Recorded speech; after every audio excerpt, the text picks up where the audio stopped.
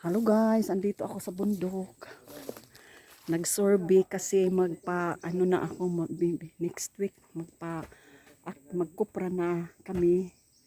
So ito guys ay galing sa parents ko na inheritance yun. Bigay ito sa akin ng parents ko para sa akin. Yung sa kabila naman ay sa kapatid ko. So ito yung area na binigay sa akin. Kaya inalagaan ko ito. Ayan oh. Ayan ano kami dito kasi o ng ano. Yan. Ano. Yan. Tapos mayroon akong nakita na ito guys, durian. Pero hindi pa namunga. Ayan oh. Durian siya. Patay laging mga dahon, Jake. Ini. Mayroon nakita ko guys na penya. Yun. You see, it would be bitter. Sana hindi kinain ang kabila. Ay, talagang buo. Waragad kan ajik. Yay!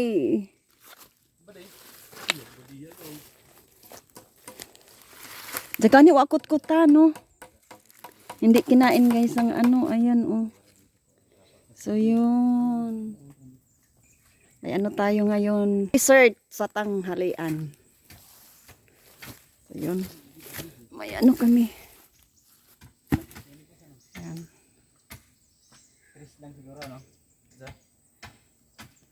Yan kami nag-ano kami dito ng ano.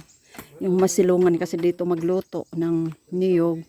Nag-ano kami ng masilungan ng ano. Masilungan nan.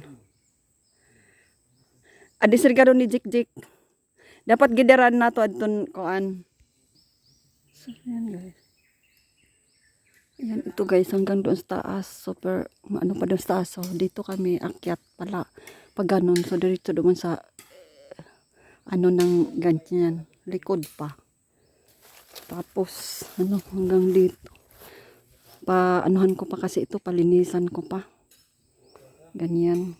Kasi ano. Yan oh. Ayan, iwan ko kung makaano tayo nito, makabenta ng kasi ito walang dapat kailangan anuhan ito ng kuan fertilizer. Ayan para makaano tayo. Andito may nasunog oh. Ayan. Wala, konti lang talaga yung maano nito. So ayan. So yun guys yung ano natin. Yung araw natin ngayon is 16, 15, 16. Oh, October 16. So, ayan.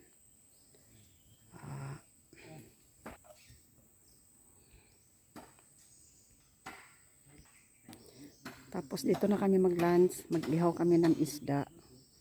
Yun. Tapos mamayang hapon na kami uuwi.